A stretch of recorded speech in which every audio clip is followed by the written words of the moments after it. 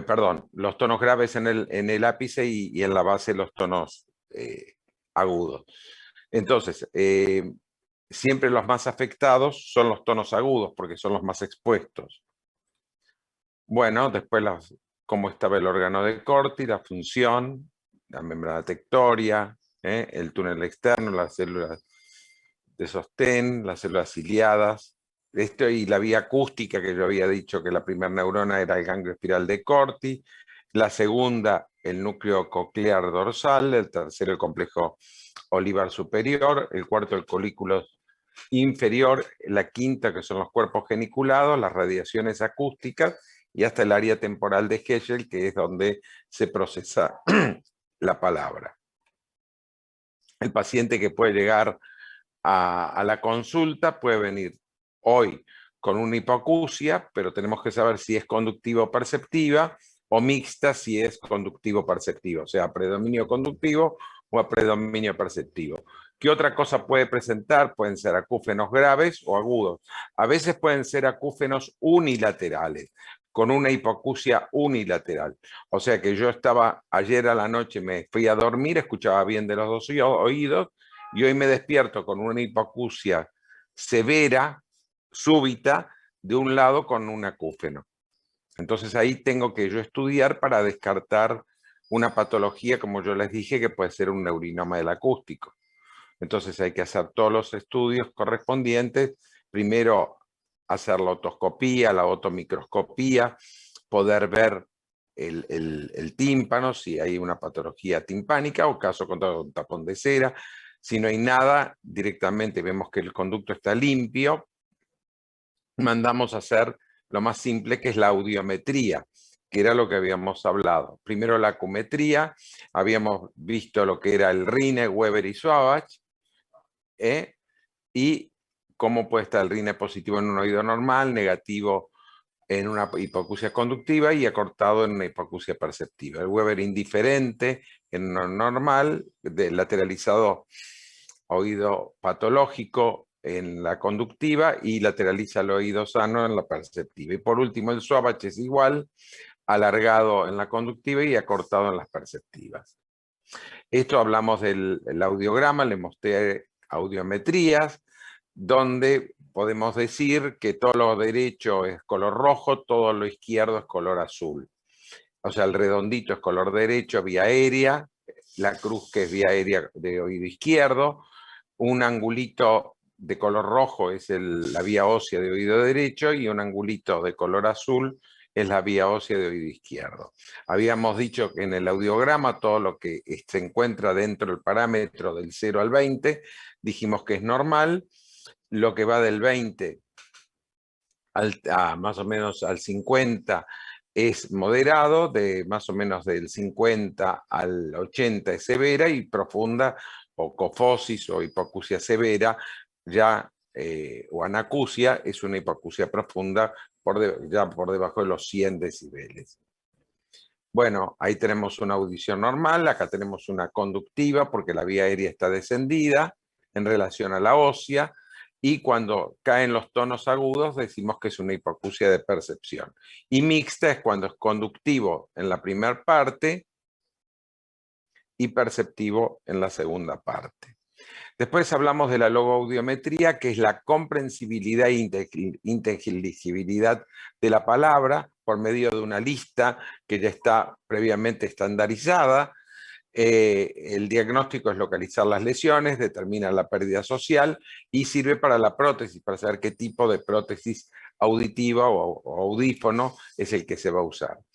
Primero se escuchaba un umbral de voz, o sea, no podía definir el vocablo. Después el umbral de palabra es cuando ya percibe, cuando aumenta un poco más la intensidad, percibe el vocablo, quiero decir, en el audiómetro, la fonoaudióloga le aumenta más la intensidad, y después el de captación al 50%, que es la social, puede desempeñarse socialmente, y cuando llega al 100% es el de máxima discriminación.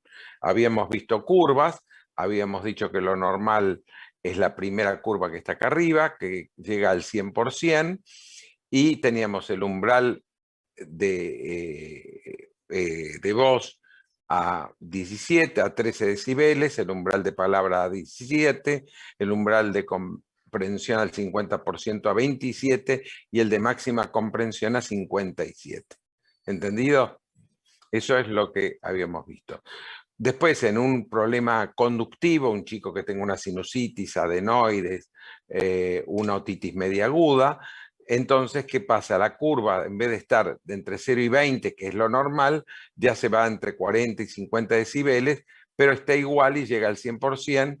Lo que pasa que es como la persona que va en un avión, tiene una conductiva o baja de un cerro y entonces hace una obstrucción tubárica y entonces es lo mismo, llega al 100%, pero está desplazada la curva en las abscisas. En las cortipatías, ya cuando hay lesiones en el órgano de Corti, que se ve ya en personas mayores, la curva directamente cae, en vez de llegar al 100%, y llega a comprender más o menos en algunos, puede llegar a comprender acá en este caso hablamos de un 60% o 65% para ambos oídos, pero a veces es un oído que cae así y otro que más o menos anda por cerca de los 80 y directamente no comprende. Entonces ese seguro que va para prótesis. Y después hablando de las retrococleares, que es lo que va desde el órgano de Corti para afuera, o sea, por el área temporal hacia el conducto auditivo interno. Entonces, habíamos hablado de la fatiga y de la adaptación, que la adaptación se daba en el neurinoma y la fatiga se daba en el trauma acústico, o sea, en las patologías provocadas por ruido.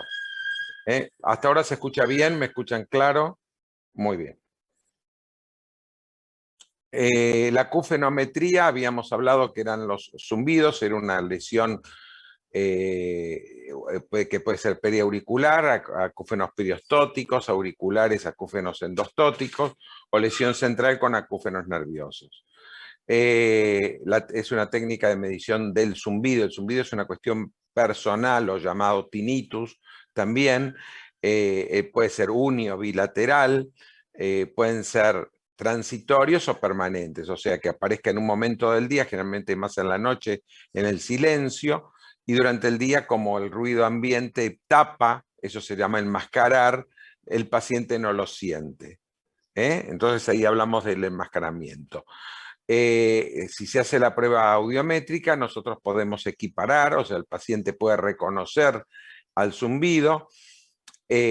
Lo enmascara quiere decir que lo tapa, como dije recién, o sea que hay aparatitos, audífonos que generan un ruido determinado para enmascarar y el paciente hacer una vida un poco más sobrellevada, porque el tratamiento de los zumbidos hasta hoy en día no existe. Hay empíricos, o sea, se da cinaricina, flunaricina,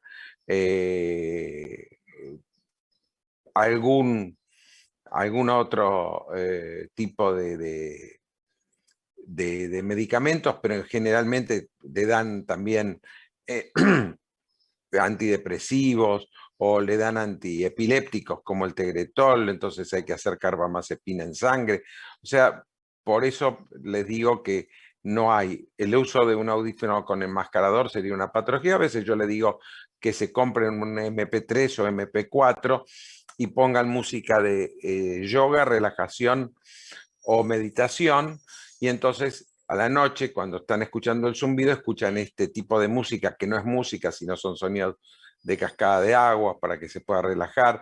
Toma algún ansiolítico, un alprazolam, un Alplax, y directamente el paciente puede relajarse y poder dormir. Hay pacientes que no pueden conciliar el sueño por el ruido del acúfeno. Los acúfenos tienen distintos tipos de sonidos, pueden ser sonidos agudos, pertenecen a ser perceptivos, o pueden ser de tipos graves, que dijimos que son los de hipoacusias conductivas. ¿Hasta acá todo entendido?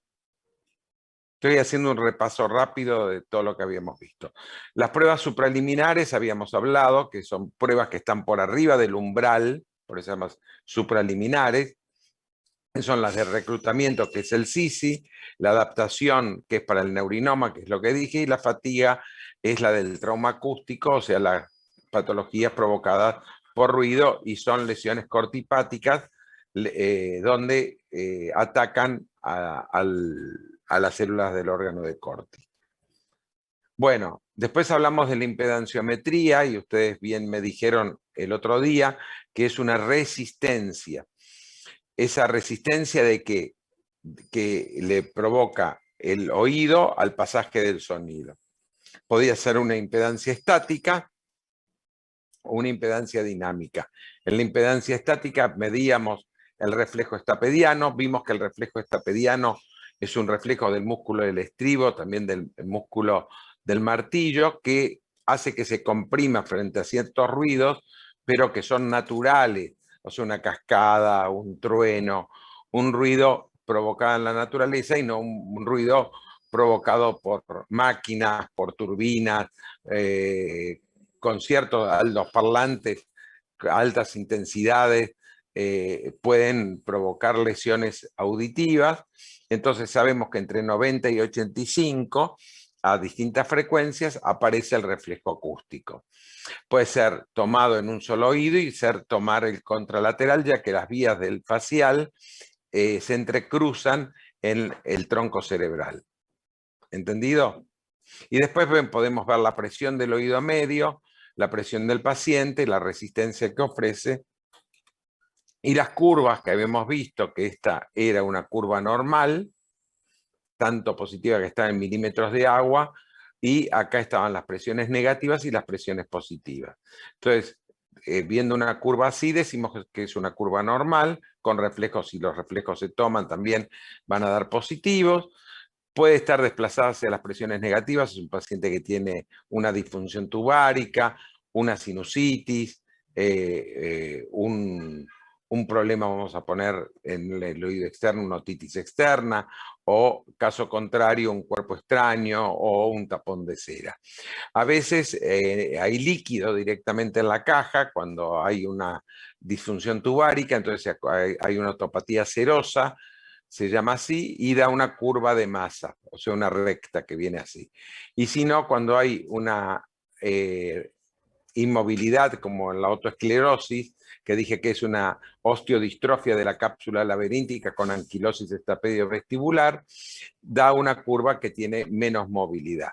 Y cuando hay una desconexión de cadena por un traumatismo, vemos que son dos curvas paralelas, que nunca se juntan. Esos son los distintos tipos de curvas en la timpanometría, que es otra prueba de la impedanciometría. Bueno, las supraliminares dijimos que es la Sisi, Luger, Carhart y Pacer. Sisi y Luger son parecidos porque toman justamente si tiene o no reclutamiento. El reclutamiento ya habíamos dicho que era una célula que tomaba las células vecinas. Entonces, a pequeñas intensidades habíamos dicho que el umbral bajaba, a cierta intensidad él decía que no entendía, cuando se le hablaba más fuerte decía no me grite, que no soy sordo.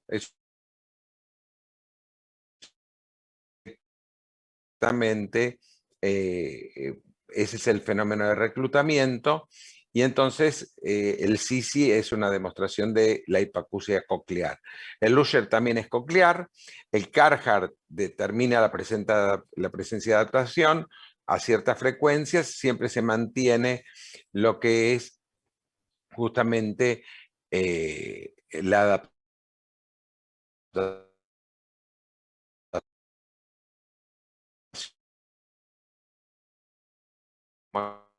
acústico por ruidos.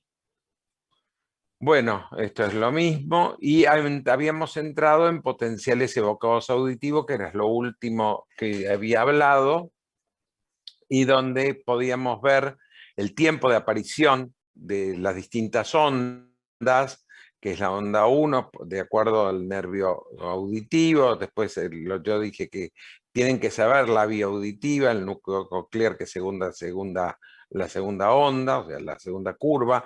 La tercera curva sería la del núcleo olivar superior y aparece a 3,7 milisegundos.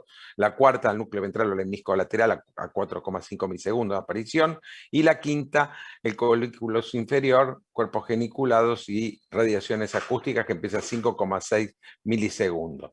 O sea que en milésimas de segundos, desde que yo siento la sensación sonora hasta que yo la reconozco en el cerebro, tarda milésimas de segundos. Pero la aparición de cada onda es a 2,5, 3,7, 4,5. De ahí tenemos que saber qué tipo de curvas es.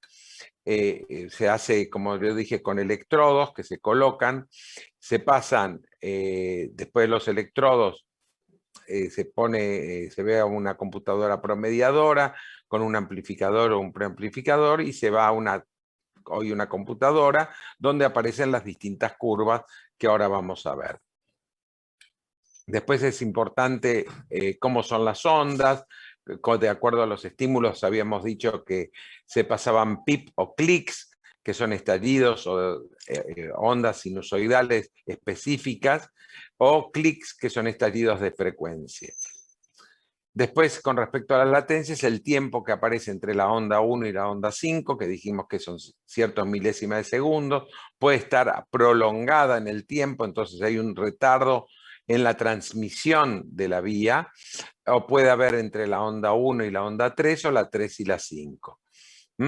Entonces, y también para ver qué tal es la onda 5, que es la que me va a dar bien el caso del neurinoma del acústico. ¿Para qué sirve? Habíamos dicho que es para una hipoacusia conductiva cuando hay un trastorno en la onda 1. De la 1 a la 5 es otoneurológico, o sea, netamente ya de la vía. La determinación en chicos que no pueden contestar, entonces, como yo dije que previamente se le hace ahora por ley la autoemisión acústica, pero si da negativo se le pide un potencial evocado auditivo, tiene que estar dormido, el chico no tiene que responder como en una audiometría, aparte un bebé no tiene capacidad de poder responder en una audiometría. En juicios de simuladores y disimuladores, dijimos que el simulador, aquellos que habíamos dicho que hicieron medicina legal, era aquel que simulaba ser sordo, pero tenía una audición normal. Y el disimulador era aquel que no escucha nada, pero dice que escucha.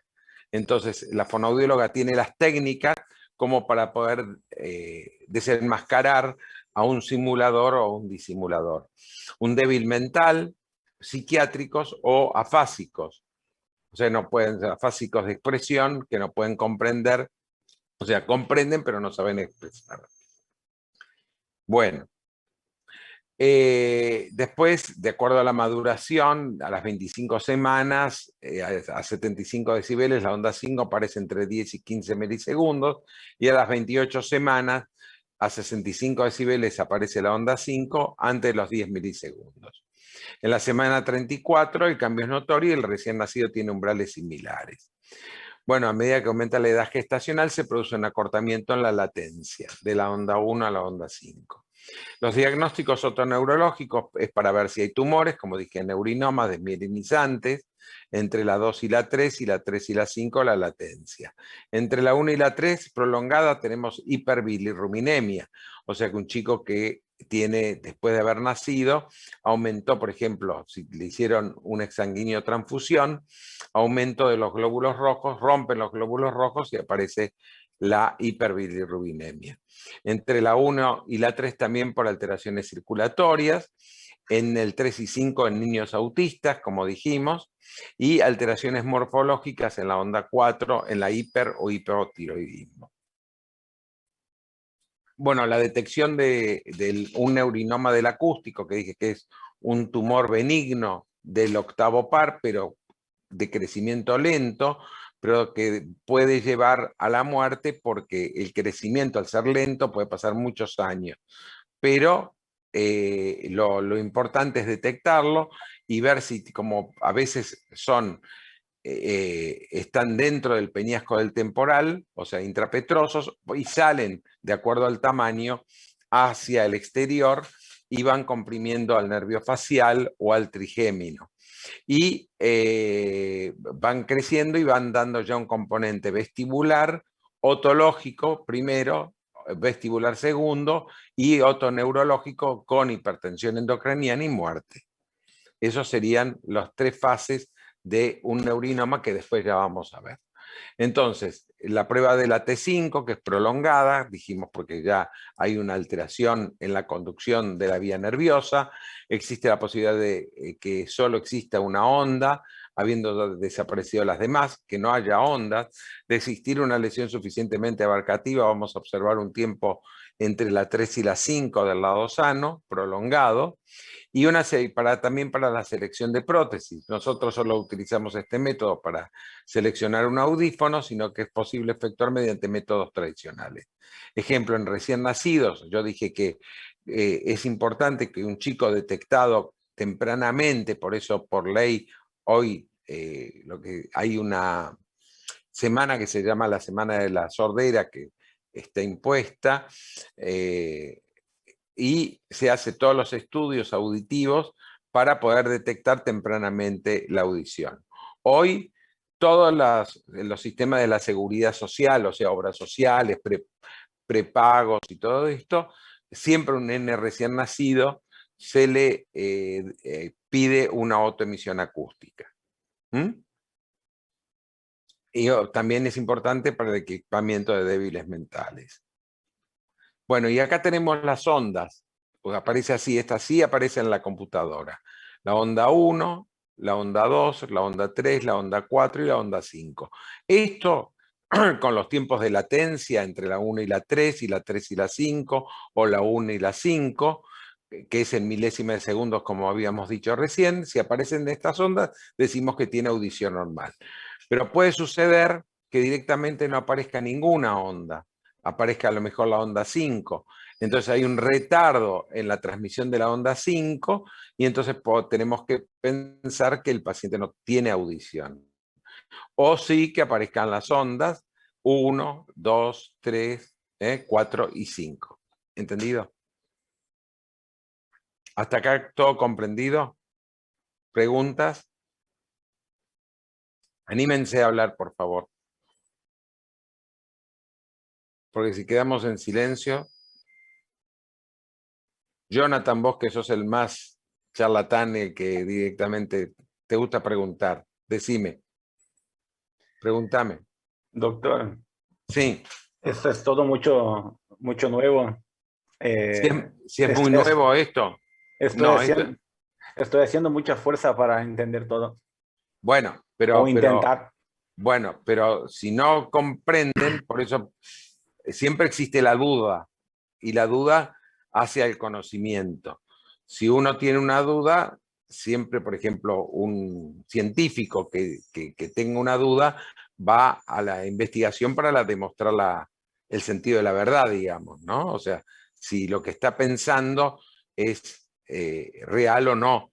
Entonces, hace experimentos para poder determinar. En el estudio, digamos, en esto, lo que tenemos que pensar es que acá tenemos una vía conductiva y una vía nerviosa que sale del órgano de Corti hacia la corteza cerebral.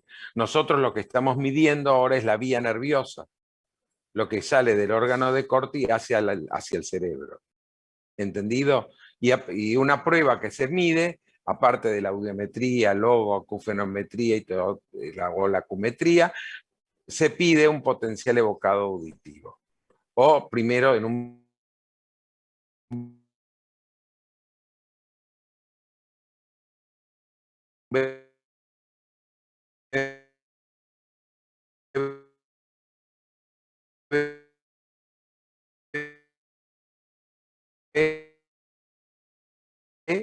de los conocimientos. Si uno se va a dedicar a la pediatría, digo una especialidad porque para mí los pediatras y los clínicos, algunos clínicos, no, los médicos de familia ya tienen una formación donde pueden capitanear un poco hacia dónde, no dan tanto diagnóstico, pero si tienen una patología auditiva lo derivan directamente al otorrino. Pero los pediatras viven de la garganta, viven de la nariz, viven del oído, viven de la hipoacusia. Hasta piden audiometría y no les corresponde al pediatra pedir audiometría. Directamente es un área que le corresponde al otorrino. Lo que pasa es que la otorrinolaringología está muy invadida como especialidad por otras especialidades. Entonces, si yo soy otorrino, no voy a dar un diagnóstico oftalmológico, porque no soy oftalmólogo. Puedo decir, mira, tenés una posible conjuntivitis, andate al oculista y que te dé las gotas que correspondan. O que te vea y vea cómo está. O si no ves bien, anda al oculista. Si tiene un problema ginecológico, yo no soy ginecólogo. Si tiene algún problema de pérdida, flujo, lo que sea, le voy a decir, andate al ginecólogo y que te vea el ginecólogo. Pero el pediatra a lo mejor le dice a una adolescente, ponete óvulos. Y pasaba con una mamá que es la primera que pesquisa si su hijo escucha o no escucha. ¿Por qué? Porque llama y el chico no se da vuelta, no reacciona. Por eso dije, un chico que no reacciona a los ruidos, descartar que sea autista, que digamos gira con la mirada, hay reflejos que determina, por ejemplo, si hay un ruido fuerte, se asusta y llora. O sea, cuando viene la mamá, se calma cuando la mamá le canta o le habla, entonces reconoce voces. Bueno, ante la duda, y la mamá dice, pero mi hijo no me responde, no me ve, no gira la cabeza, le pasan sonido y no ve. Entonces le dice al pediatra y el pediatra dice, ya va a escuchar. Eso era bebé. Pasan los años, al primer año, y no sigue hablando, ya no tiene lenguaje. O sea, nosotros tenemos que ver que en el primer año de vida es muy importante porque el chico empieza a adquirir lenguaje. Un chico de 1 año ya está diciendo algunas palabras. Ya no sé, 10, 15, 20, 25 palabras, ya te pronuncia. O sea, que un chico de 1 año y 2 años piensen neurológicamente cómo va desarrollando. Es como todo el periodo. Primero está acostadito, después después rola, hace rol en la cama, después o en su cunita, después empieza a querer, a tener la intención de querer gatear. O sea, ya uno ve neurológicamente cómo el chico va desarrollando y empieza también a ver la boca de los padres y a decir agua, agua, o repite unas palabras. Siempre a los chicos hay que hablarle correctamente, no hablar aniñadamente. Quiere decir, no decir guau guau cuando es perro, o miau si es gato. Nombrar a las cosas como por el nombre que realmente tienen. Perro, gato, y hablarle normalmente. Entonces el chico va a aprender un lenguaje, y ese es el lenguaje que nosotros vamos a mantener. ¿Entendido? O sea, el chico adopta lo que se llama la lengua materna. Muchos chicos en otros países, nacidos en otros países que tienen otro tipo de idioma, si los padres son, vamos a decir, argentinos, si fueron a vivir a otro país donde hablan en chino, por ejemplo, el chico va a terminar hablando en castellano. ¿Por qué? Porque los padres le hablaron en castellano desde bebé. Va a hablar el chino, porque el chico después se va a tener que comunicar con chinos en la escuela. Pero eso va a ser una adquisición del lenguaje secundario, o el inglés. El que se fue a vivir a Inglaterra, sabe hablar castellano, pero también sabe hablar inglés. ¿Entendido? O sea, ¿por qué? Porque se comunican con sus pares y entonces el chico adquiere el lenguaje del lugar al cual se fue a vivir. Pero el primer lenguaje materno fue el español, o sea, el castellano. ¿Entendido? Lo mismo diríamos en Brasil, lo veo a Jonathan acá, porque es el que veo. Entonces, va a hablar portugués, pero también va a hablar castellano, va a hablar un portuñol, digamos, ¿no? Pero va a hablar más en la casa, va a hablar en castellano, o se va a comunicar con los padres si los padres no saben portugués, o si lo saben 10 puntos, pero me refiero, no va a tener un vocabulario los padres del portugués real, sino que van a hablar el castellano. Y los chicos en la escuela, en los medios, porque sale o porque se reúne con chicos, se va a comunicar en portugués. ¿Entendido? Entonces, se ha visto, por eso decía que los pediatras, cuando llega recién a los 12 años, bueno, vaya al otorrino y vea si el chico es sordo. Se pasaron un montón de años que el chico pudo haber adquirido el lenguaje. Con un audífono, el chico, entonces, si yo les muestro una foto que yo he visto en una conferencia de un profesor de otorrinolaringología pediátrica, donde se veía una mamá con un bebé alzado con un audífono colocado. Entonces, ¿qué quiere decir? Que el chico ya empieza a adquirir lenguaje para poder ser estimulado. Se necesita una estimuladora, una fonoaudióloga, para poder trabajar la adquisición del lenguaje. ¿Me entienden qué importancia tiene todo esto? O sea, todo esto sirve para poder determinar que uno pueda comunicarse con el otro. ¿Mm? Bueno. Antes, digo, ahora también, pero antes más se pedían técnicas radiológicas. Hay 3 posiciones radiológicas para hacer una radiografía de oído. Una es la de Schuller, la otra es la de Stenberg y la otra es la de José 3. Acá tenemos la de Schuller, que directamente la placa está en forma paralela al pabellón auricular, el rayo incide a 25 grados y podemos ver justamente el área temporal, la escama, la mastoides, el conducto auditivo interno y la articulación temporomandibular. ¿Mm? La otra incidencia que dijimos, que es la de Stenberg, es ya para ver el oído interno, para ver si acá hay un neurinoma. Entonces se puede ver la mastoides, que está bien aireada, está bien, tiene celdillas, vemos los conductos semicirculares, vemos la cóclea y el conducto auditivo interno. Hay otra prueba que es la transorbitaria comparativa, para poder ver los poros acústicos. Si está más abierto un poro acústico que otro, se descarta una neurinoma. Y por último, la de José 3, que es incidencia por los ojos, podemos llegar a ver la comunicación del antromastoideo con la caja, que es el aditus ad antrum, y el oído interno con el caracol y los conductos semicirculares. ¿Entendido?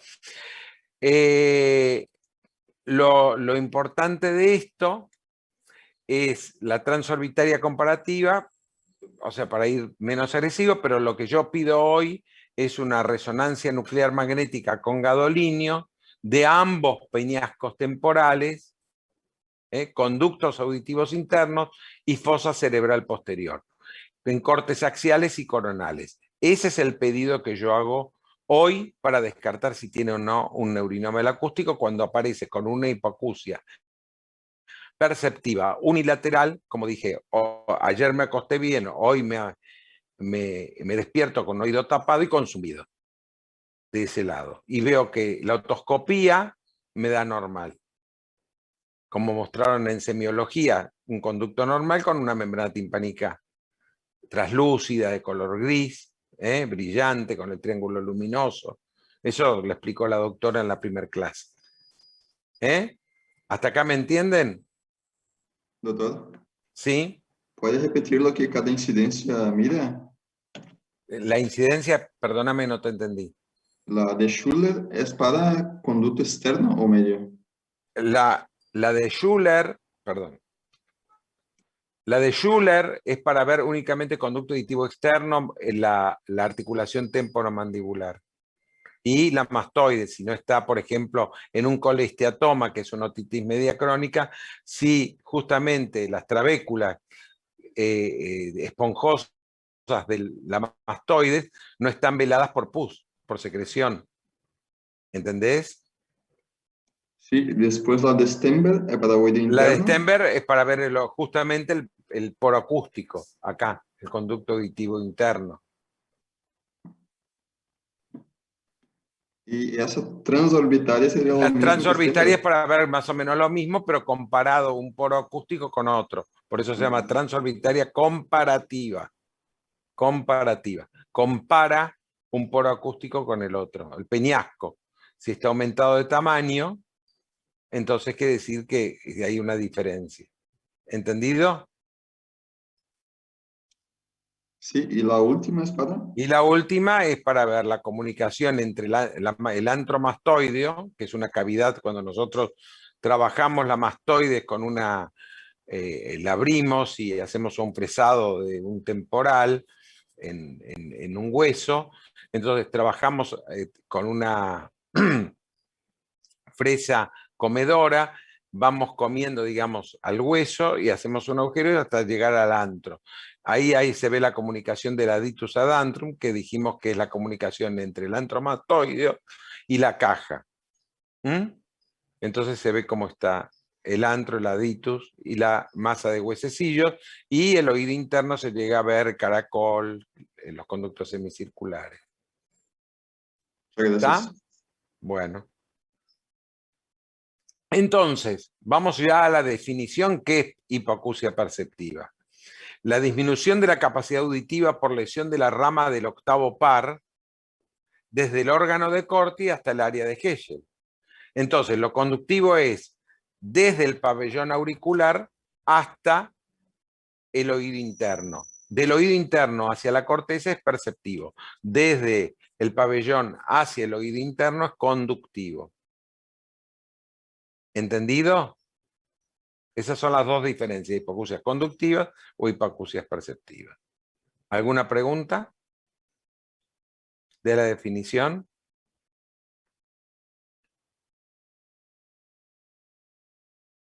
Ninguna. Muy bien.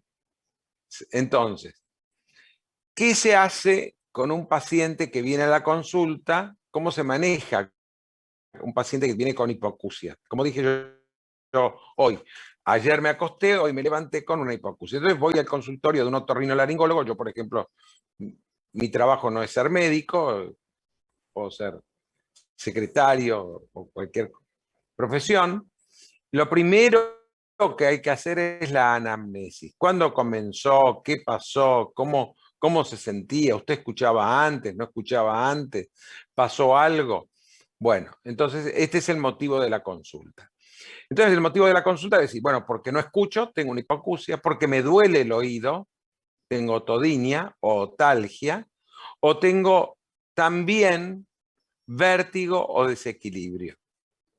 O sea, me apareció esta sordera brusca y no mantengo mi equilibrio, me caigo, o no, o cierro los ojos y me voy a caer. Entonces, puede presentar acúfenos o tener una infección, tener una otorrea. Si los zumbidos, ¿cómo son? Le preguntamos, ¿son pulsátiles? ¿Aparecen como latidos? ¿Son de tono agudo o son de tono grave? Dijimos que agudo es perceptivo, grave es conductivo. Y pueden ser unilaterales o bilaterales los zumbidos. Entonces, la hipoacusia, ¿qué localización tiene? ¿Un oído o dos oídos? O sea, unilateral o bilateral. La intensidad de los zumbidos puede ser leve o aguda. ¿Cómo va la evolución?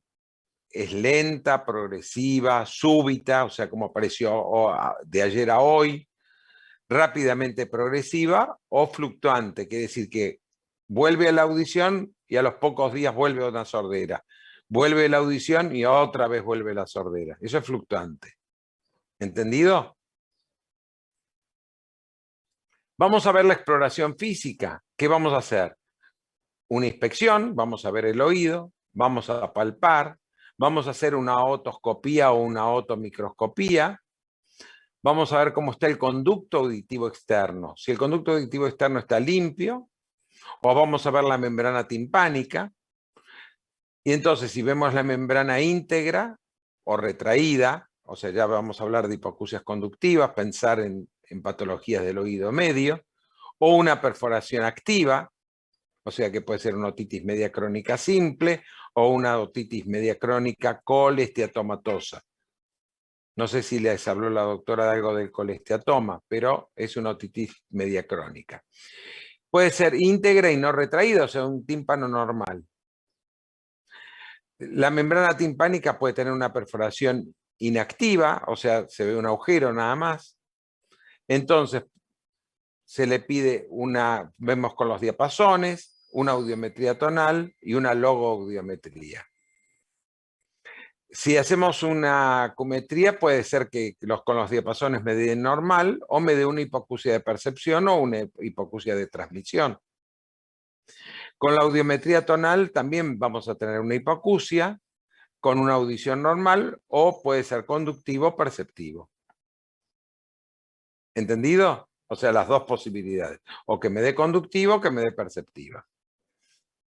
Y en vocal también podemos ver que nos dé una hipoacusia conductiva cuando llega al 100%, pero está desplazada la curva de más de 20 decibeles, o una hipoacusia perceptiva que puede ser endococlear, o sea que sea dentro del peñasco temporal, o retrococlear, o sea más allá de la cóclea. Entonces, vamos a la exploración funcional de la audición, pruebas subjetivas, audiometría. Primero acumetría, audiometría tonal y audiometría vocal, o sea, la logo. Pruebas objetivas, impedanciometría, autoemisiones acústicas, que era lo que yo dije que se le hacen a los chicos, o un potencial evocado de tronco cerebral, un VERA. Puede tener, o sea, hacer un timpanograma en la impedanciometría, o un reflejo estapedial, puede ser que no haya justamente reflejo, o que haya una abolición temporal del reflejo del estribo. Y por último, las pruebas por imágenes, como yo le dije, antes se pedía mucho la radiografía, hoy pido o una tomografía o una resonancia nuclear magnética. ¿Entendido? Entonces, todo esto es lo que yo voy a hacer para un paciente que viene hoy a la consulta con una hipoacusia. ¿Entendido? Para determinar si es conductivo o si es perceptivo. ¿Hasta acá me entendieron? ¿Preguntas?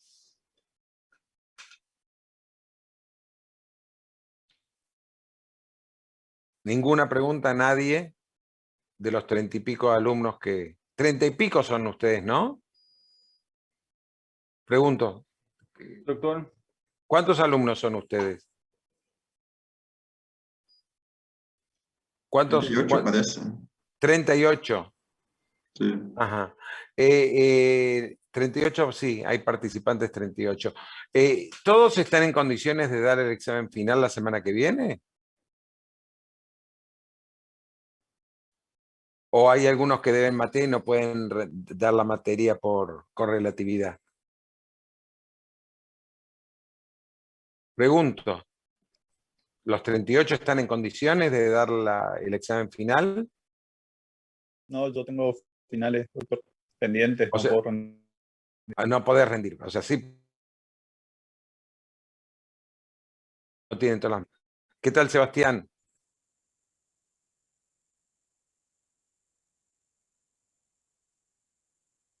En el trauma acústico es por tipo exposición a ruidos de mayor de 95 decibeles, sí, prolongado, sí. Puede ser, ahora ya vamos a tocar el tema, ya ahora vienen los casos. Bueno, cofosis, dijimos que son pacientes que son sordos, entonces lo más importante es que en la edad infantil hay que pesquisarlos lo antes posible, ya en la cuna, digamos, al lado de la cama de la madre. Entonces puede ser una cofosis unilateral o bilateral. Hay que hacer una adaptación protésica lo antes posible, si la autoemisión nos dio negativa, hacer una rehabilitación logopédica, o sea, hablar con una rehabilitadora para que le empiece a dar lenguaje, que puede tener un buen rendimiento y mantener la audioprótesis, o un mal rendimiento y terminar en un tipo de audífonos que se implantan, que se llama implante coclear, cuando hay una cofosis bilateral. Hoy en el Hospital Garraham hay gente que ya está haciendo implantes bilaterales. Antes se hacía implantes unilaterales, pero hoy, de acuerdo a si es una cofosis bilateral, o sea que el chico no escucha ni de un lado ni del otro, se le plantea la posibilidad de un implante coclear bilateral, porque nosotros escuchamos en estéreo. Por eso tenemos los dos auriculares.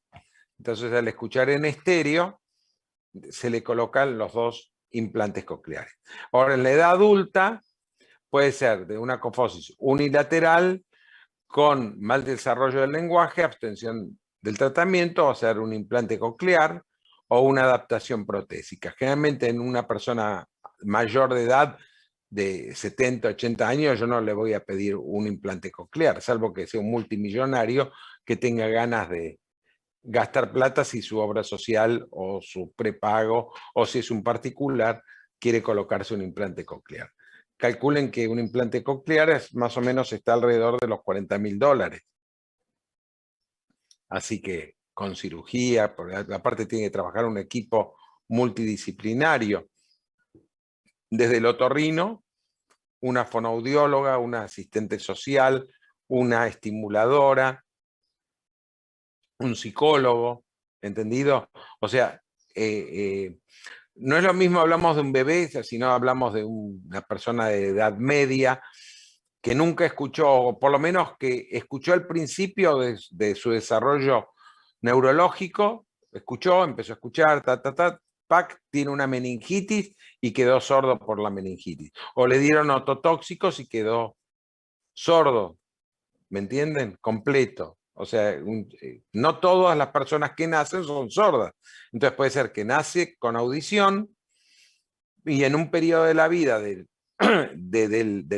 este chico o ser humano, le aparece una sordera, o sea, una sordera bilateral. Entonces, o una sordera unilateral. De ahí determinar si es necesaria la adaptación de una prótesis o de un implante coclear. Puede tener un buen desarrollo del lenguaje, una adaptación protésica y valorar la implantación de acuerdo a la evolución. Y en la cofosis bilateral ir a implantes cocleares, que era lo que le dije recién. Bueno, ¿cuáles pueden ser las causas de una hipoacusia perceptiva bilateral? Si son vasculares, hablamos de una aterosclerosis, un accidente cerebrovascular, una microangiopatía diabética o una hemopatía.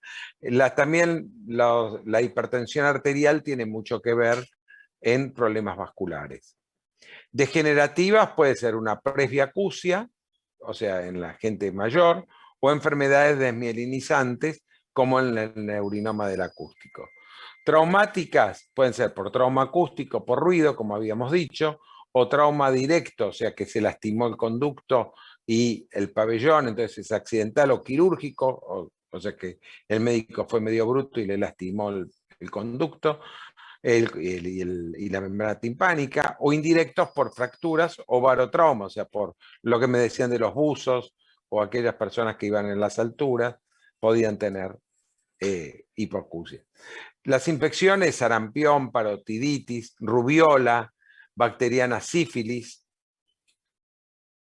tóxicas pueden ser medicamentosas por aminoglucósidos, gentamina, gentamicina, estreptomicina, canamicina, todo lo que antes se daba para la tuberculosis, generalmente las drogas mayores, drogas menores, eso, ¿se acuerdan? Entonces, diuréticos tiacídicos, la hidroclorotiacida puede provocar, y clínicas, insuficiencia hepática o renal. Tumorales, neoplasias malignas o benignas o abscesos. Y malformaciones, bueno, pueden ser genéticas, como embriopáticas, fetopáticas, o justamente hereditarias, tipo de Scheibe, Mondini, o laberínticas puras, ¿no? Que son la autoesclerosis laberínticas. ¿Estamos de acuerdo? Esas son las causas o etiologías de hipoacusias perceptivas. Entonces, acuérdense lo que es coclear y lo que es retrococlear. Retrococlear tenemos neurinomas cocleares, dijimos pueden ser las de los ancianos o alguna patología que pudo haber adoptado al órgano de Corti. Dijimos que la fatiga y la adaptabilidad se daba, la adaptabilidad en el neurinoma y la fatiga en el trauma acústico. En una coclear está ausente, en una retrococlear está presente. Las afasias ausentes es un problema ya de la vía, o sea, del paciente que tiene una patología neurológica, está presente. Signos neurológicos centrales, ausente en lo coclear, sí presente en lo retrococlear. Diploacusia o reclutamiento. Si es cortipático, siempre que tome el órgano de Corti está presente. Y en las retrococleares están ausentes. Los trastornos de discriminación van a estar disminuidas o muy disminuidas en las retrococleares. Las radiografías o tomografías cerebrales van a estar normales en las cocleares y patológicas, porque si va a haber un tumor o alguna patología, entonces va a ser retrococlear. ¿Cuáles son los síntomas que viene un paciente con hipoacusia? Como dijimos, zumbidos, sensaciones de audición doble, dolor, mareos o vértigos, cefaleas o hipoacusias bruscas o insidiosas. ¿Quedó claro? Así aparece un paciente con síntomas de hipoacusias perceptivas. Doctor, ¿Cómo va? Sí.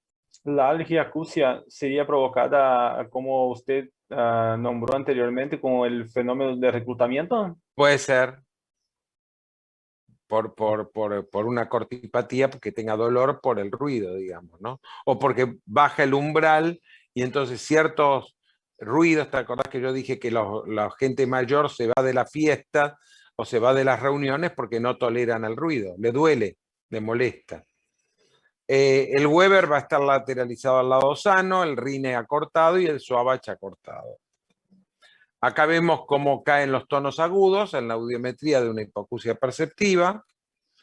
Acá tenemos una normal, acá tenemos una con adaptación, una retrococlear, y acá tenemos una coclear, una cortipatía, que se ve en el anciano, se ve este tipo de curva en la logoaudiometría.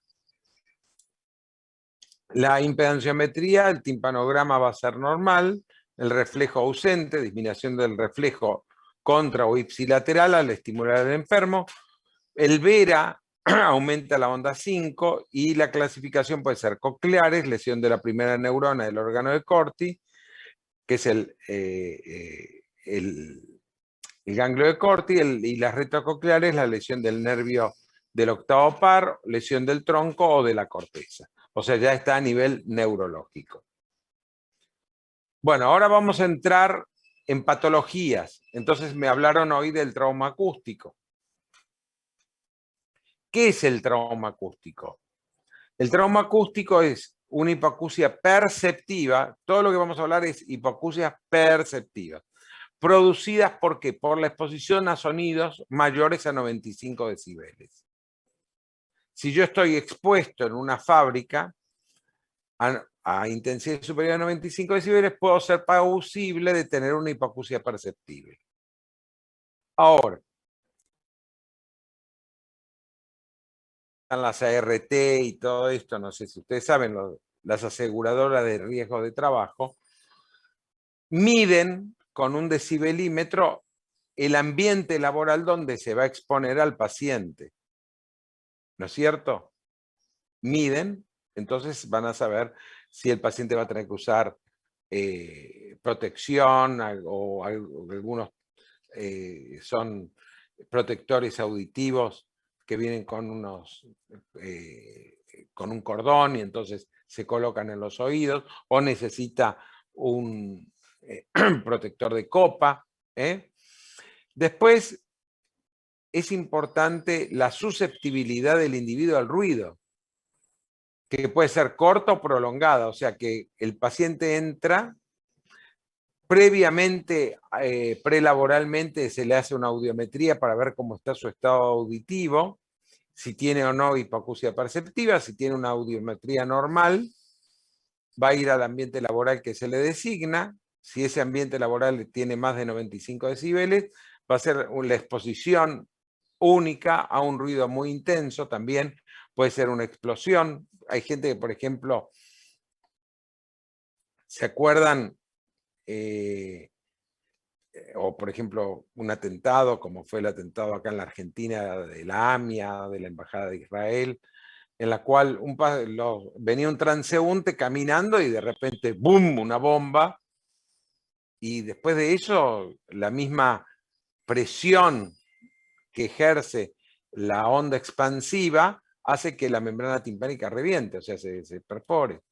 Entonces, una explosión puede también provocar un trauma acústico. Los periodos de los cuales hablamos, si el paciente entonces tenía una audiometría normal, pasa a un ambiente ruidoso, los primeros síntomas que va a tener es un acúfeno, algiacusia, cefaleas, y cuando se va a la casa desaparece con el reposo. Si le hacemos una audiometría después de unos primeros meses, vamos a ver que si primero era toda normal, va a haber una caída en el tono 4000. Eso se llama escotoma, es como una V, o sea, vemos que está derechito y hace una caída como una V en el tono 4000 en la audiometría. Entonces, que puede ser leve, moderado o grave, y entonces puede ser uni o bilateral, y entonces decimos, bueno, usted tiene un trauma acústico, fue expuesto a algún lugar ruidoso. Si el médico laboral es inteligente, lo saca del ambiente laboral. Pero si el médico es un mal tipo y lo manda otra vez al ambiente laboral, empieza a tener ya una hipoacusia que no desaparece con el reposo como en el primer grado. Esta es reversible. En cambio, si sigue en el ambiente ruidoso, ya se hace irreversible. ¿Entendido? Entonces, el escotoma se amplía, cae el tono 2000 y el tono 4000. Puede ser leve, moderado o grave, y en el tercer caso, si ya el médico es un degenerado que lo quiere matar al paciente del oído, lo manda y entonces ya no reconoce la voz, toma las frecuencias 1000, 2000 y 4000, en el caso este toma en el segundo grado 2000 y 4000, acá toma las tres frecuencias 1000, 2000 y 4000, se hace bien perceptiva y puede ser leve, moderada o grave. No desaparece con el reposo y ya directamente tiene alteraciones en la voz y en la comprensibilidad. El diagnóstico, hacer antecedentes de exposición a ruido, generalmente trabajo en ambiente ruidoso.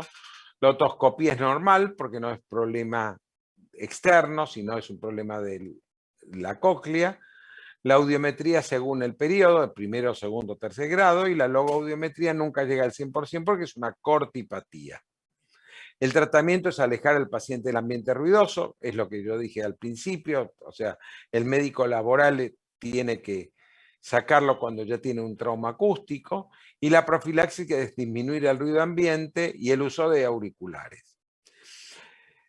Les comento una cosa.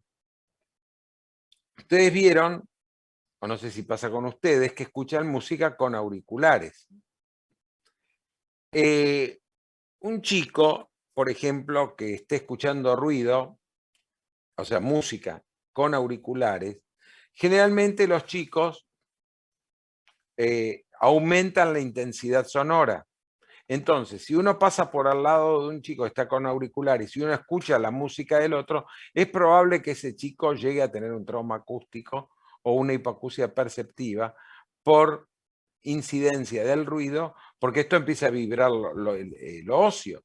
A más intensidad, más vibración ósea y más lesión auditiva va a tener con el tiempo. O sea que los auriculares para escuchar música a alta intensidad no es bueno.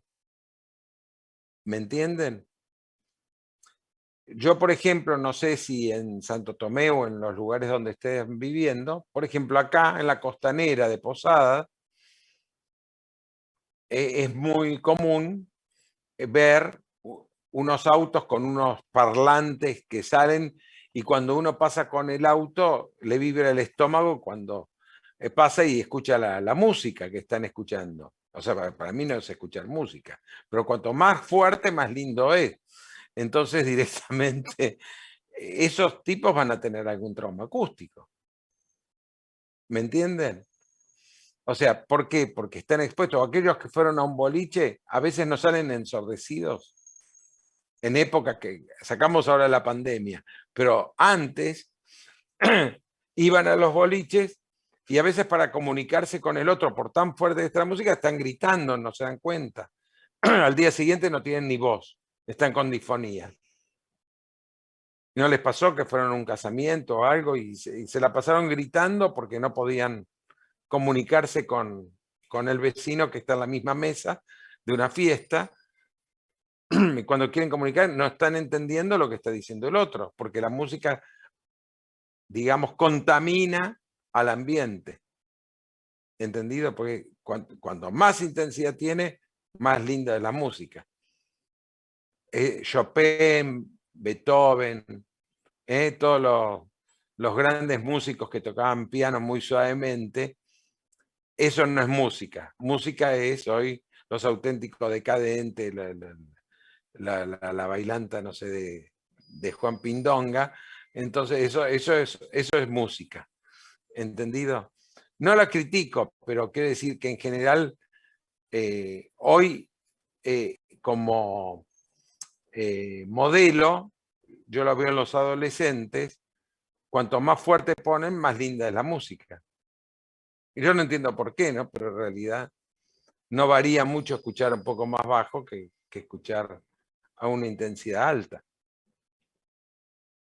Bueno. Doctor, Esta y es en el sí. caso de, por ejemplo, los que ocupan los auriculares mucho tiempo, o sea, muchas horas y tipo no tan alto, ¿se produce como una fatiga o también se produciría un trauma acústico? No, porque vos pensás que no, yo estoy con auriculares, acá lo veo a Jonathan, no sé los demás porque no los puedo ver, pero están con auriculares y eso no quiere decir que vamos a tener una patología auditiva porque estamos dando una clase. Ahora, si vos te pones el auricular para escuchar una música de cualquier autor y lo pones a alta intensidad, eso sí puede provocarte lo que yo te dije, alguna patología auditiva a la larga. Por supuesto, si vos fuiste hoy solo a un boliche, vamos a poner ya normal, no hay pandemia, no hay nada, y todos están bailando y la música está chiquichungui, chungui, chungui, chungui, entonces directamente y alta intensidad, seguro que vas a escuchar poco. A la larga, si vas todos los días al boliche o vas desde el viernes hasta el domingo y si encima es un fin de semana largo, vas lunes y martes o jueves y viernes, como Semana Santa, entonces empezaste el jueves, terminaste el domingo, el lunes estás sordo, no te digo que vas a terminar, pero a la larga vas a terminar con patología auditiva. Entiendo, doctor, gracias. ¿Entendiste? Bueno. Sí.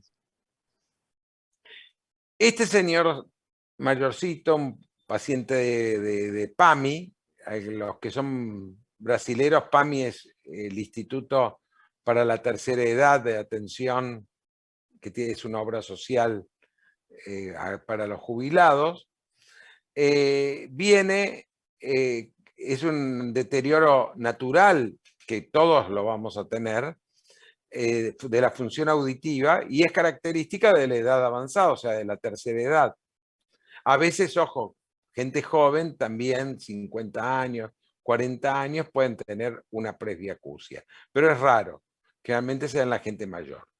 ¿Qué tiene? ¿Qué síntomas? Tiene hipoacusia, especialmente a los tonos agudos, o sea, tiene una perceptiva, no reconoce las voces femeninas ni el teléfono, o sea, los tonos agudos no los reconoce. O sea, es aquel viejito que vive solo, la hija lo llama por teléfono y él no escucha el teléfono. Entonces le dice, toca el timbre, no le abre. Entonces piensan que el pobre viejito falleció. Entonces llaman a un cerrajero, rompen la puerta, lo ven al viejito sentado tomando mate y dice, che, te estuve llamando, te toqué el timbre. No, estoy bien, no pasa nada. Lo que pasa es que no escuchaba. No escucha, no reconoce las voces. Alteración en la discriminación del lenguaje, o sea, no reconoce las palabras, dice, a veces se aíslan, eso es muy común en la gente mayor, están en una reunión social, fueron a comer un asado un domingo toda la familia, la gente joven, cuando habla con la boca cerrada, no modula. Si yo no modulo la boca para poder expresar lo que quiero comunicar, entonces a la persona mayor me dice, ¿qué dijiste? Porque no modulé bien. Pero abuelo, vos sos sordo. Y sí, es sordo. No escucha, no comprende. Pierde esa pérdida. Y ya además padece de acúfenos, uni o bilaterales. ¿Entendido? Entonces imagínense que el zumbido es permanente. Con una persona que no comprende, el tipo está loco. Ya se enloquece, pobre viejito, y se quiere ir. No aguanto la reunión, me voy. Y se va a su habitación tranquilo. Agarra el audífono y lo tira, lo deja en la mesita de luz. Porque no tolera ni hasta el audífono. No tolera. El diagnóstico es la otoscopía, como dijimos, es del oído interno. La otoscopía es normal. Si le hacemos una audiometría, me va a dar este tipo de audiometría, caída de los tonos agudos. Hipoacusia perceptiva, desciende de los tonos agudos y totalmente progresiva. La logo no comprende y cae, y tiene reclutamiento. Entonces, las presbiacusias reclutan porque son cortipatías.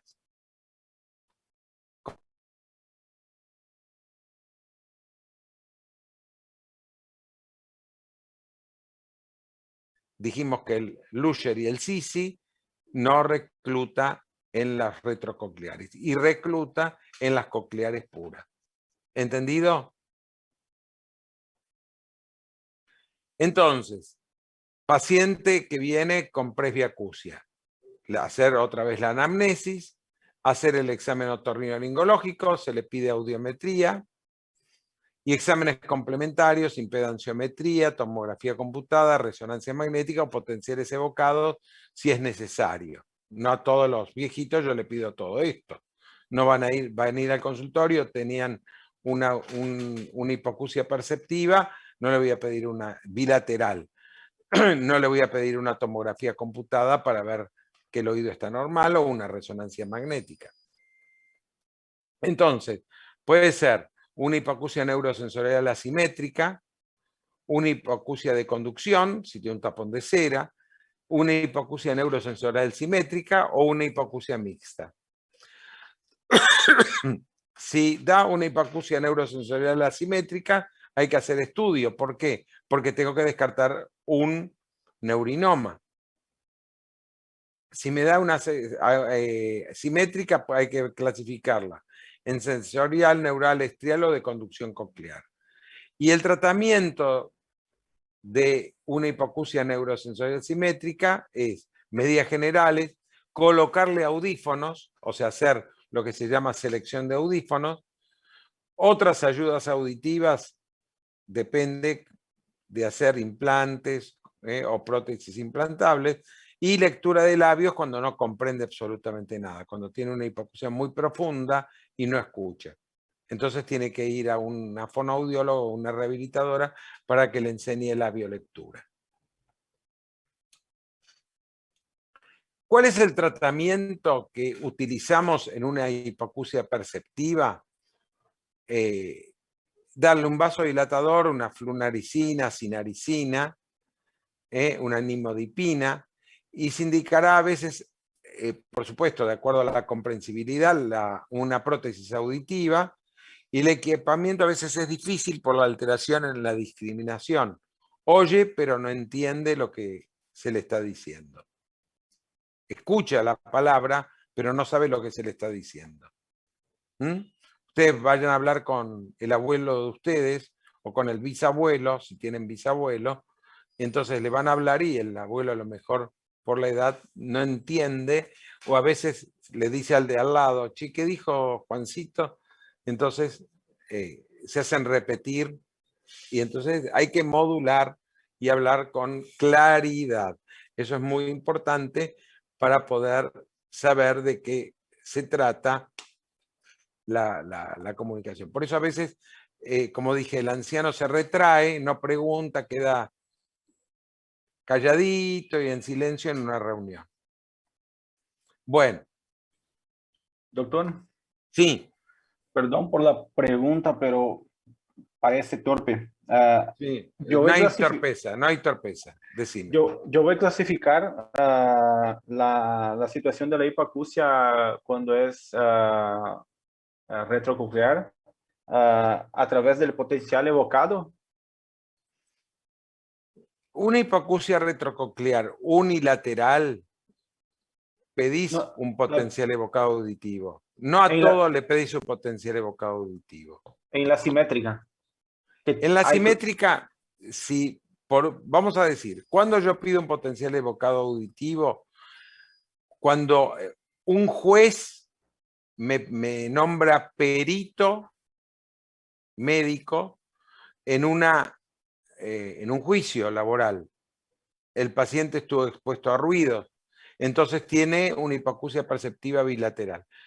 Para saber si no es un simulador o disimulador, yo le pido un potencial evocado auditivo para ver cómo está la vía auditiva. Si la vía está enlentecida o tiene alguna lesión, ya le digo ya al juez para que le pida el potencial. Pero en una presbiacusia, en una enfermedad como vimos recién de un agente mayor, yo no le pido un potencial evocado auditivo. Porque sé que ya tiene una coclear. Bueno, ¿y cómo estadifico o cómo clasifico si es neural, como estaba anteriormente? Con la hipoacusia perceptiva, porque te cae, con la audiometría, te caen los tonos agudos. Bueno. O podés pedir una supraliminar y ver si tiene reclutamiento. Un incisivo o un Luger. Dije bien. Bueno. ¿Entendés? Sí, ahora sí. ¿Quedó claro? O sea, sí, siempre que reclute es cortipático. Es del órgano de Corti. Bueno. ¿Qué son hipoacusias mixtas? Cuando dijimos que cae tanto lo perceptivo como lo conductivo, o sea, predominio conductivo o predominio perceptivo. Entonces, afectan al mismo tiempo al oído medio, conducción, y al oído interno, percepción. Las otitis medias que afectan al oído interno, o sea, los ototóxicos en pacientes con patología del oído medio, o un estadio de la otoesclerosis que es una forma mixta. Es un ejemplo concreto de hipoacusia mixta. ¿Qué es la otoesclerosis? Es la osteodistrofia de la cápsula laberíntica con anquilosis estapedio vestibular. Esto, como el Padre Nuestro, lo dicen así. Es una osteodistrofia de la cápsula laberíntica con anquilosis estapedio vestibular.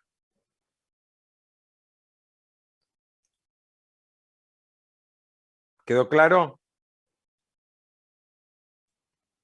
¿Puedes repetir, por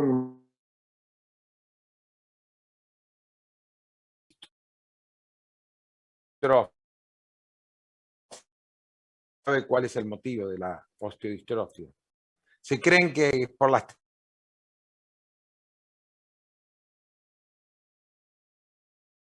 Entonces, es una osteodistrofia de la cápsula laberíntica, o sea, empieza en el laberinto, y llega a la anquilosis estapedio vestibular, o sea, a fijar al estribo. O sea, el estribo no puede transmitir y se hace conductiva, o sea, primero es perceptiva, conductiva, y al no poder mover, entonces no puede transmitir el sonido. Tiene una incidencia familiar, o sea que viene de familia que tuvieron otoesclerosis. Es lentamente progresiva, no es de un día para otro la otoesclerosis. Generalmente se da más en mujeres que en hombres. Es una patología que se da desde la menarca hasta el climaterio. Y aumenta en los periodos del embarazo. Es más frecuente en mujeres jóvenes, pero se puede dar en hombres, en menos proporción, pero se da más en mujeres. La otoesclerosis es una neoformación ósea, que yo dije, con fijación del estribo. Puede ser uni o bilateral. ¿Entendido? Entonces, ¿qué hago? Primero, tenemos que ver qué tipo, de acuerdo a la audiometría, siempre que haya una diferencia osteoaérea mayor a 25 decibeles, decimos que es una hipoacusia mixta. O sea, que lo óseo está por arriba de lo aéreo. Entonces, si está por arriba de lo aéreo, en menos, o sea, más de 25 decibeles, decimos que es una hipoacusia mixta.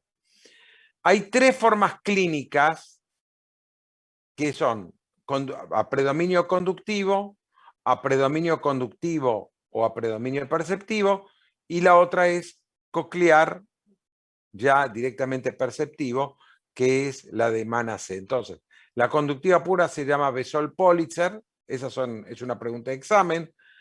La mixta es la del Lemoyé, a predominio conductivo perceptivo, y la tercera, que es perceptiva pura, es la coclear, la de Mann-AC. Entonces, Bessol-Politzer, Lemoyé o Mann-AC.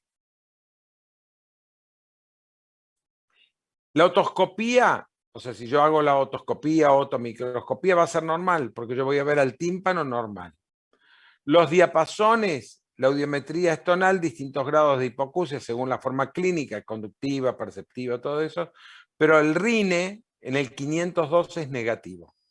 Vieron que había distinta la caja de diapasones que yo les comenté, que hay desde el 128 al 4000 y pico. Entonces, ahí vemos negativo. El GLE y el Runge, bueno, que diga con alcohol o presión no modifica. Ninguna prueba es patognomónica de la autoesclerosis. Y el tratamiento, o sea, el paciente siempre, dijimos, se le hace la audiometría, la logo va a ser desplazada por ser conductiva, pero lo que vamos a ver es un gap. Gap es la diferencia osteoaérea de más de 25 decibeles. Y el tratamiento, hay dos cosas por la edad. Si es una persona joven, se le dice, bueno, vamos a hacerle un tratamiento quirúrgico que se llama estapedectomía.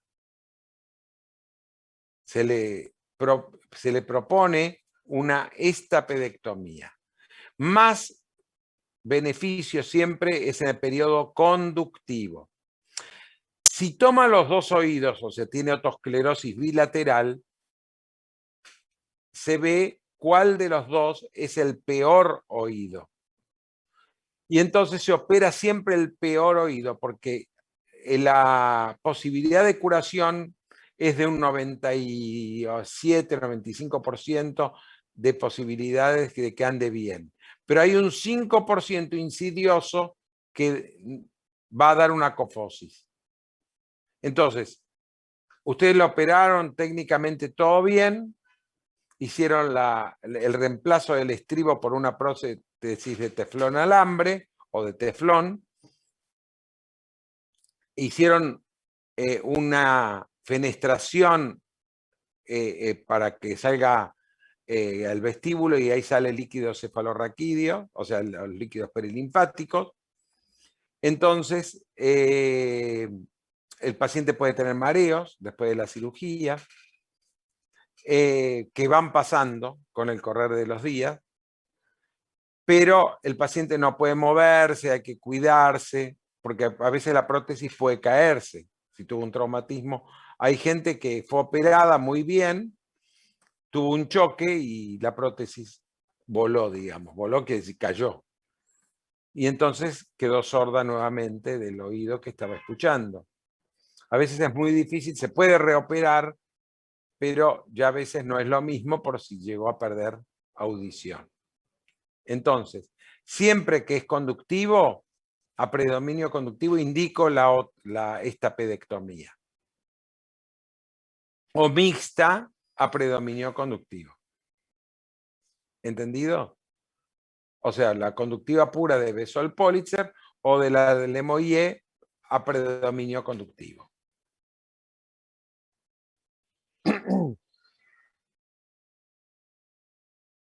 ¿Quedó claro hasta acá qué es la autoesclerosis? La doctora le va a dar una clase de autoesclerosis nuevamente, pero ustedes ya por lo menos ya saben qué significa autoesclerosis. ¿Está? Si bien una persona mayor con autoesclerosis se le puede proponer la posibilidad de un equipamiento con audífonos. Pero como la enfermedad es progresiva, a veces el audífono queda corto en lo que se llama ganancia. Ganancia es lo que yo gano cuando coloco un audífono, es como ponerme el anteojo. Yo con el anteojo, ¿qué hago?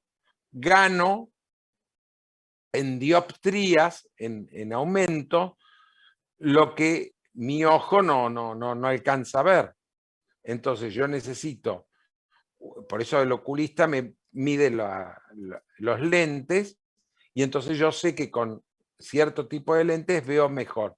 Esto pasa cuando le hacen la prueba a una selección de audífonos, con qué audífono escucha él mejor. Por eso es muy importante tener la audiometría y la logoaudiometría para determinar la selección de audífonos. ¿Entendido? ¿Hasta acá me comprendieron? ¿Fui claro? Sí, doctor. Bueno.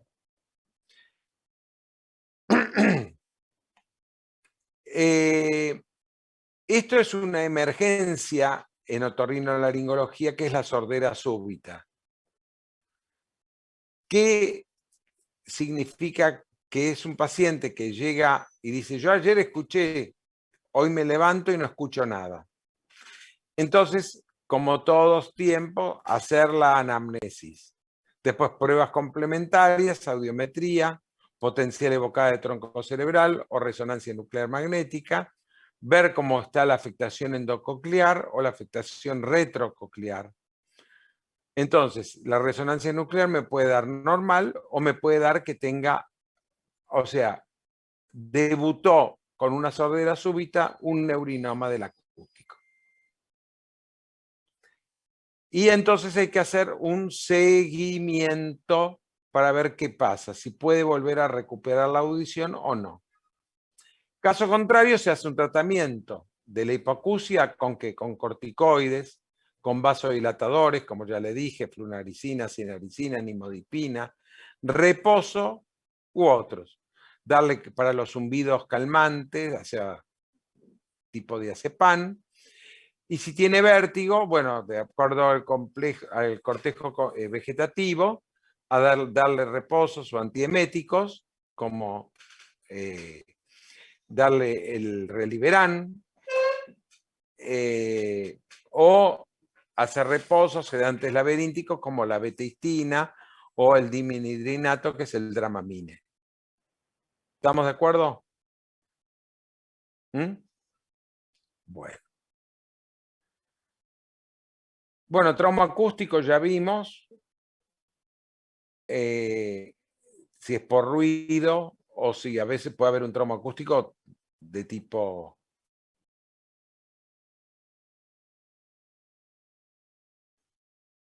como habíamos visto. Por traumatismo craneal, bueno, hacer la anamnesis, el control cardiorrespiratorio, eso la escala en la coma de Glasgow lo va a hacer directamente el internista. La exploración otorrinolaringológica, bueno, microotoscopías, hacer la otoscopía, la endoscopía nasal para ver si no tiene una fístula y sale el líquido cefalorraquídeo, o hacer una acumetría con los diapasones. Si el paciente responde, si no responde, hacerle poner un diapasón, nunca nos va a decir si escucha o no escucha. Exploración auditiva, bueno, hacer impedancia, emisiones acústicas, potencial evocado de tronco cerebral. Esto si el paciente está reaccionado, si no reacciona, no está acostado en una cama postrado en una cama de terapia intensiva inconsciente, no voy a poder hacer. Salvo que el potencial evocado auditivo de tronco se pueda llegar a hacer, si se puede transportar el equipo a la terapia intensiva. Y el diagnóstico por imágenes lo va a tener ya también el internista con la tomografía computada o la resonancia. Tipos de hipoacusia pueden ser de transmisión o neurosensorial o perceptiva. Puede haber una perforación, si es de transmisión, una perforación timpánica, un hemotímpano, o sea que haya sangre en el oído, ocupación del oído medio, luxación de la cadena, o sea que se rompa la cadena, y si es neurosensorial puede ser con perforación timpánica, y después lo que se va a tratar de hacer es la timpanoplastía con reconstrucción de cadena cuando el paciente ya esté en condiciones para poder ser operado. La timpanoplastía es la cirugía que se hace para reconstruir al oído que fue comido por el colesteatoma, por ejemplo. ¿Entendido? Porque el colesteatoma es un tumor de piel que invadió desde una otitis media aguda crónica. Hay lo que se llama la lucha de epitelios, entonces el epitelio penetra en el oído medio y va haciendo una reacción y va comiendo, o sea, se forma como un tumor dentro de una matriz colesterínica y en forma de catáfila de cebolla va creciendo y va destruyendo al oído. Eso también le va a explicar la doctora Dictieri cuando hablen si las otitis medias crónicas pueden ser simples o colesteatomatosas. En realidad son granulomas, son granulomatosas, hay una inflamación de la mucosa del oído medio. Esto es para explicarlo un poquito más.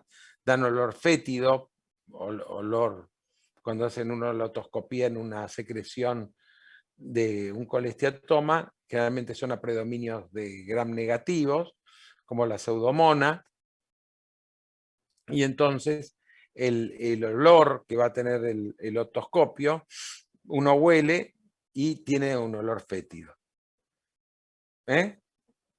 ¿Comprendido hasta acá? Bueno. Bueno, esto es el tratamiento de acúfenos, pero generalmente lo pueden leer ustedes porque después lo va a subir la doctora. Bueno, lo de hipoacusias infantiles ya les hablé mucho, técnica de procedimientos, ver el grupo de riesgo, o sea, hacer el screening en el hospital o en un sanatorio, o el chico cuando salió del sanatorio pedirle, el pediatra le va a pedir la autoemisión acústica, mejor que sea el otorrino, y si tiene o no tratamiento, si es un sordo, y vimos que por potencial evocado auditivo dio después de la autoemisión también negativa, entonces llegar a lo que se llama implante coclear, prótesis auditiva, o sea, tratar de que el chico tenga lenguaje. ¿Entendido? Bueno. Esto no es importante. Bueno, esto es lo de los implantes. Vuelvo a repetir, no todos los pacientes que son sordos van a implantes coclear. ¿Por qué?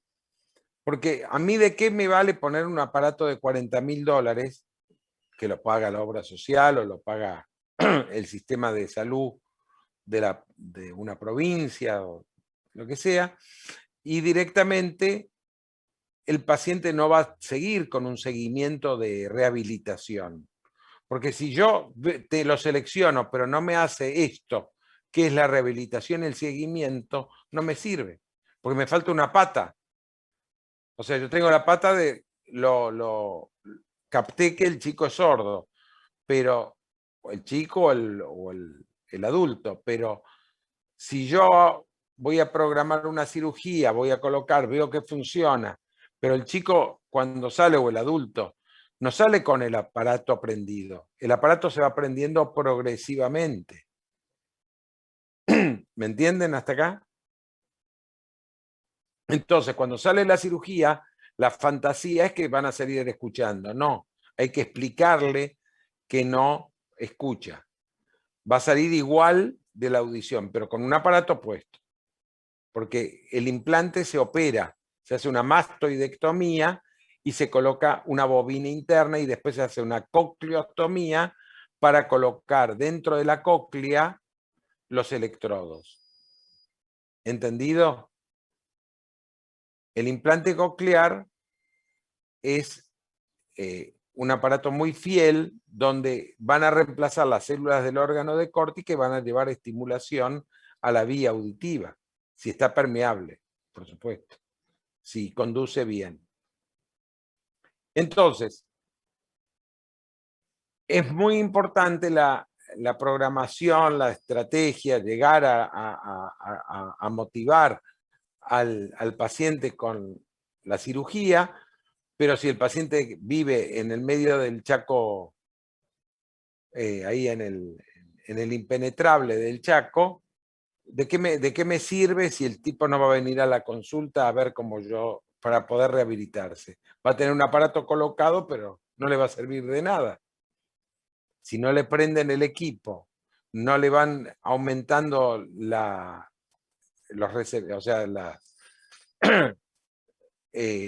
los electrodos que van adentro del implante, no sirve. Entonces, por eso tiene que ser un apoyo